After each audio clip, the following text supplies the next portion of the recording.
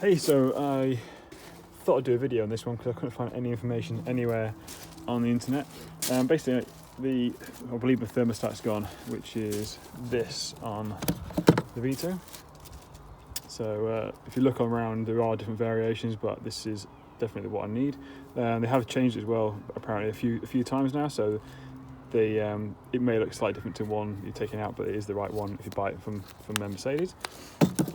So what I've done so far is I've taken the airbox off, which is that there, and then the engine cover, which is that black bit there. It's pretty straightforward how to do it. You pop the tube off there, pull these off, and then that removes the airbox. Obviously, undo that as well. Then you take the panel off, and once you get the panel off, which requires removing this, which is your oil cap. So you basically get a screwdriver and then pop the hose off. That gives you access to this area, and then the actual thermostat is located here. To take it off, there is a screw there. Zoom in. The screw's in there. There's a screw further down which I've not got to yet, and there's a screw located just under here. And it's just basically the side of that pipe which my sockets are connected to, which is basically just on here. It's quite handy having this. So that's what I'm currently working on. That's what I removed, and that's what I'm going to get to in a bit. So first things first is drain all the coolant out of your system before you tackle this, and then once you've got the coolant out of your system, I'm going to remove this. So this is what I'm working on. You've got these two sensors that connect onto the thermostat. They come off. You need to use a screwdriver to kind of prise this little tab off here. You see that? Come on. Yeah, so that basically, that little tab there, that needs lifting up so you can pull this white tab to towards the left. This one, however, comes off quite easy. You just pull that little tab up and it slides off. Okay, so as you get to the bolt at the bottom, I've basically kind of gone in just near a serpentine belt, and it's just located under there. Obviously, having the actual the spare part is quite helpful to kind of know where it's going to be located. But if you kind of poke around with your socket, you will locate it. So just in there, and basically just kind of twiddle it out with the socket. Like so. When you get the bolts off, next thing you do is you need to remove the pipes. This one's got a Jubilee clip on. This one's got like a kind of crazy clip you pull off.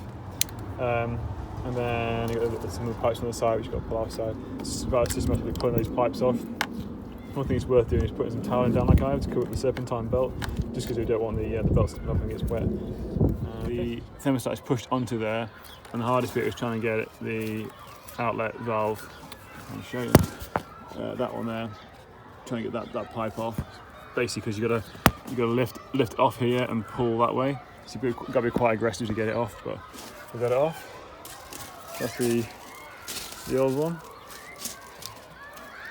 Been on there for quite a while. I don't know how long it's been on there, if it was original or not, but it's all off now.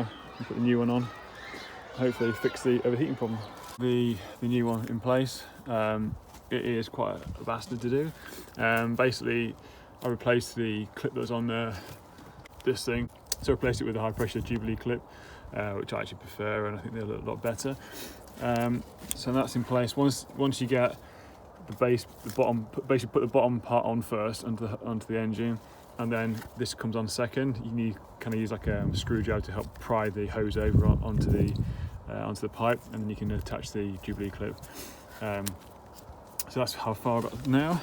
All I've got to do now is bolt the part back on, and then put the cables back in place, and then fill her up.